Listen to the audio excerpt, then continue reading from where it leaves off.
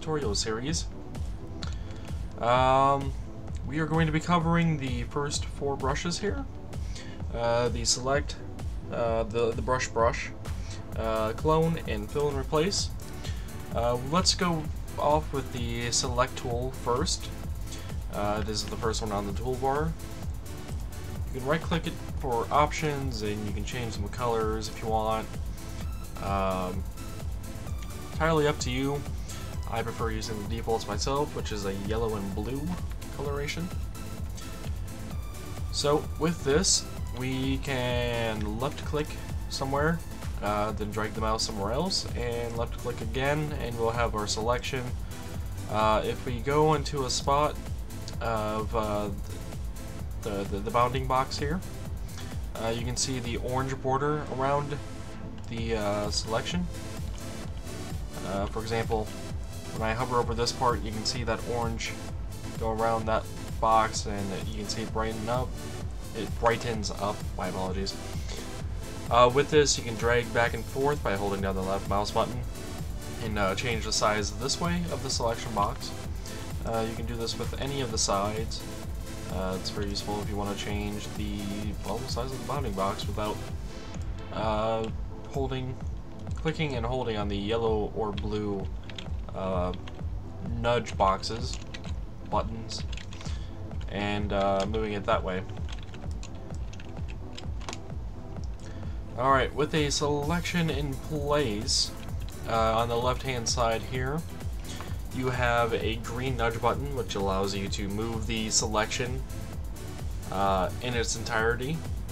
And those includes the blocks, air blocks, everything else. This does not include entities. With this, you can move entire terrain up and down. For example, I just moved that up 16 blocks, which in this particular case did nothing.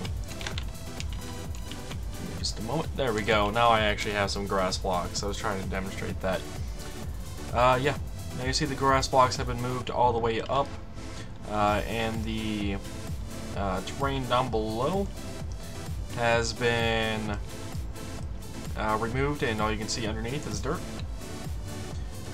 So let's go ahead and move that back in to place. The next option is select chunks. That would be useful for switching over to the chunk control toolbar option, which we'll get to later. If you do hit select chunks, you can go to chunk control and then hit deselect on that toolbar window screen. It'll be at the top near the place where the selection deselect is. With a selection, you can also delete all blocks within that selection. They essentially fills them all with air. You can also remove all the entities in that selection, which is very useful if you have a lot of entities that spawned in a mob farm and it's causing the game to lag or something of the sort. You can also analyze the number of blocks and the entities as well. This is great for giving you a block total for certain builds. That way, if you want to replicate it in survival mode or any other place, you know exactly what materials you need and how much of each.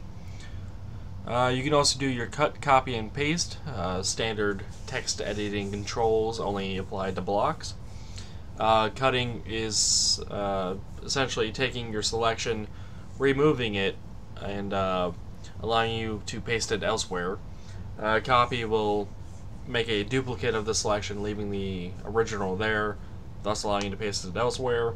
And of course, pasting it allows you to paste the last copied blocks to where you have the selection at.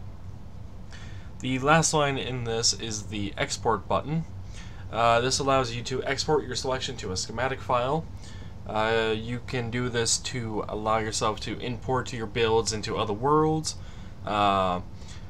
rescue builds from damaged worlds, stuff like this as well. And that is the selection brush. The next one is the brush. This allows you to make various shapes in the terrain. We have a fill, flood fill, replace, erode, topsoil, and paste.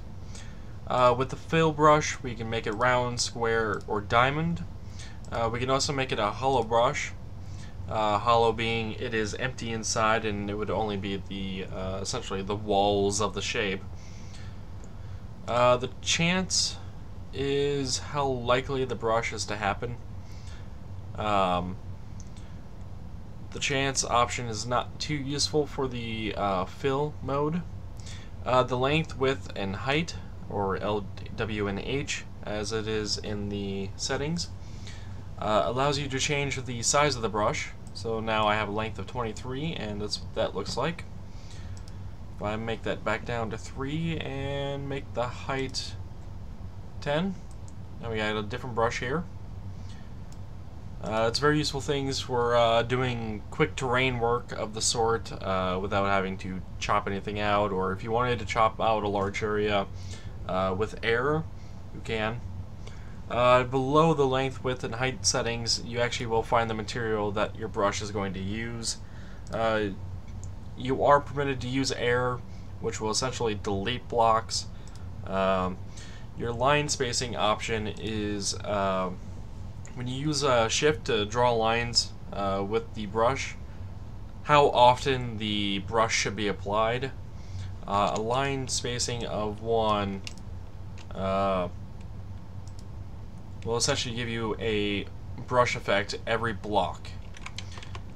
Anything higher will make the effect happen less often. For example, here is a line spacing of 6, and you can see that that is greatly different than a line spacing of 1. That up there is a line spacing of 1, this is a line spacing of 6. That is pretty much the brush tool. I will say that the flood fill mode should probably be avoided, along with the replace to some extent. The flood fill should be avoided primarily because of the intensive nature of flood fill. It does seem to be a bit buggy. I have had actually it crash MCEdit a couple times. I prefer just a replace brush if necessary, or making a selection around what you need and then doing a fill and replace using the 4th toolbar option down there. Erode is great for making terrain shapes. For example, let me just go ahead and do this. It should have, no it didn't. Alright, maybe it's because I don't have an edge. Yeah. Yep, there we go. So the erode brush, as you can see, took away some bits of the terrain here. Using this, you can make more natural looking edges of mountains and stuff. If you were doing a cube shape and then you wanted to carve it out, you could use the erode brush. They offer round, square, and diamond, just like the fill brush, along with the length, width, and height values as well. The strength is the number of times the erosion effect is applied. Meaning while the strength is set to 1 right now, if I set it to 2 and do something very similar across this, it should give you more of an erosion effect. More blocks will be removed. The line spacing is the same as the other line spacing options. If you did draw a line with these, it's how often to apply the brush. The topsoil is offering a round, square, and diamond brush, the hollow option, the chance, length, width, and height fields as well. And the topsoil is going to essentially replace the first few layers of blocks that have air above it, depending on the depth value down here, with the selected block. So now you can see I have replaced those few grass blocks with the brush with diorite, and underneath of that would be only dirt, because that's the way this world was generated. You also have this option to only change the natural earth. This option will allow you to not change odd blocks, like say wood blocks or stuff like that. Blocks that normally isn't found to be a block that would have topsoil. For example, the pistons, not natural. So if I was to try to replace that with stone, it should not let me. Yeah, as you can see, I went over those pistons, and with that option checked, it goes right past them because they're not natural. With that option unchecked, you can see the pistons go away. And still, during this whole process, only the top layer is getting affected. The bottom layer is not, only because of this depth value being set to 1. If this depth field was larger, you'll actually go further down into the ground. I would not be able to with this brush size, since the only spot touching is the bottom of this little plus shape. That's it for that brush tool. There is also the paste option, which allows you to paste in a schematic. It is essentially similar to the import toolbar option down there, but it allows you to brush it in multiple times. This allows you to make custom brushes without having to rely on MCEdit giving you any additional brushes in the future or things like that. The third and fourth toolbar options do require a selection to be in place. The third one is the clone tool. Clicking on it gives you a lot of options on the left. The first is to rotate, roll, flip, and mirror the selection. Rotating will do a rotation of 90 degrees. R will do a rotation of 90 degrees vertically. As you can see here, I have selected all these grass blocks and the various other blocks that we topsoiled in. And you can see that rolling it up has caused this to happen. So if I was to clone it there, I would essentially get a mirror copy of this up to here. The next choice with this is to rotate it by pressing E or clicking the button. Essentially this does the same, but instead of doing it over the Y axis, it would do over the X and Z for the rotation. Flip, you flip the image up and down, and the mirror is the same, only it's for the X and Z flipping. As you can see right now, since I have both flipped and mirrored this, this portion is down below, and instead of being on this inner side, it is now on the outer side. Hopefully that makes sense. You'll notice this edge here along these blocks here with that piston is facing out. If we flipped it, that would still be facing out, but because it's also been mirrored, it's now facing in to this corner, essentially the opposite way it should be going. Hopefully that explains it better. With this, we can also change the location. We can also have it be aligned to chunks. We can change the X, Y, and Z respectively. We can also use the nudge key to change it if need be. We can also repeat this feature multiple times. For example, here is it repeated twice. You'll see a green selection box, a green bounding box of where the clones will happen. So right now, with this being rotated, flipped, and mirrored, I would get the first clone here, and then with the distance settings of 1, 10, 13, the next one would happen there. The repeat goes up to 50. And as you can see, this would actually go outside the world limits. But it would keep its spacing perfectly even across the entire thing. And it is an option. The scale factor allows you to upscale or downscale the clone choice. So if you wanted something to increase in size over time, that can be done. You can also choose to ignore air, water, and the specific biomes in the selection.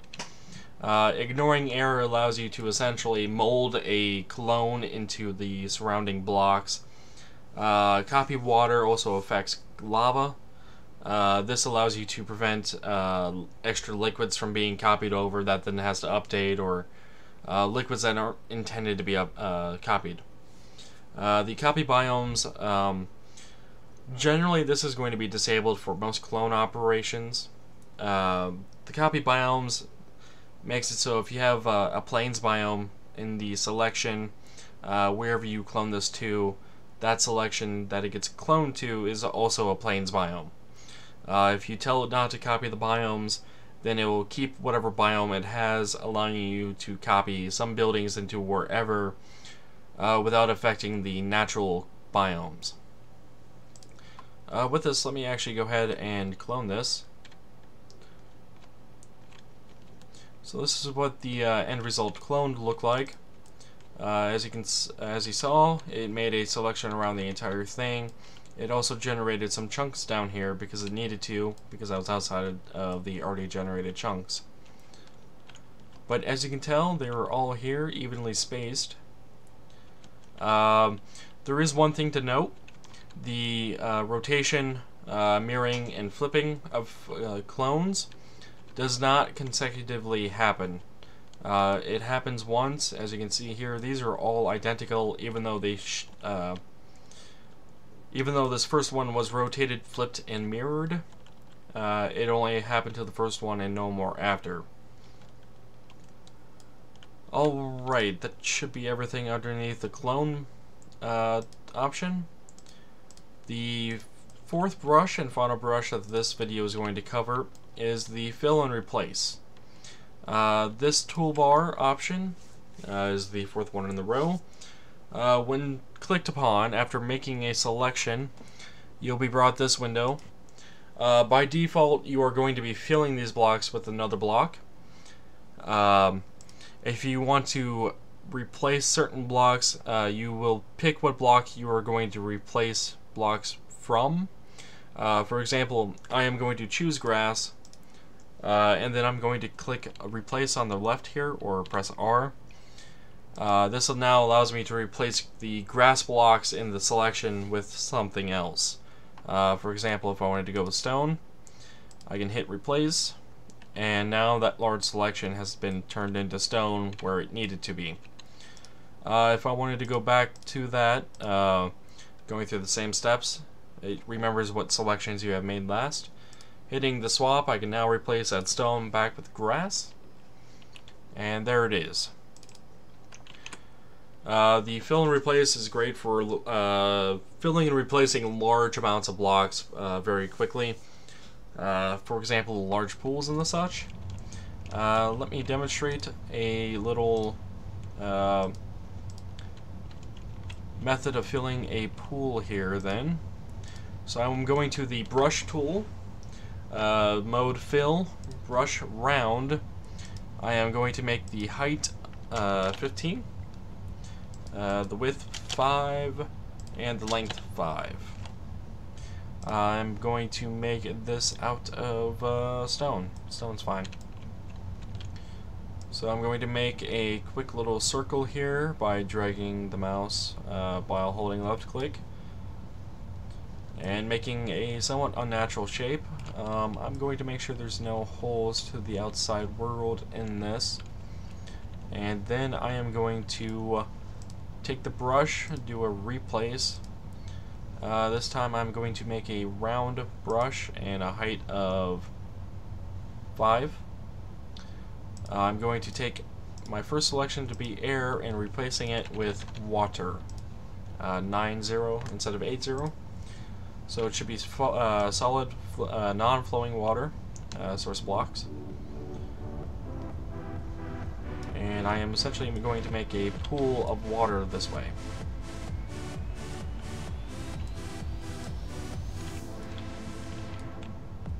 And I accidentally held down the right mouse button. As you can see, it now replaces those blocks up there. I can quickly just press Ctrl Z and get rid of those and be done with it.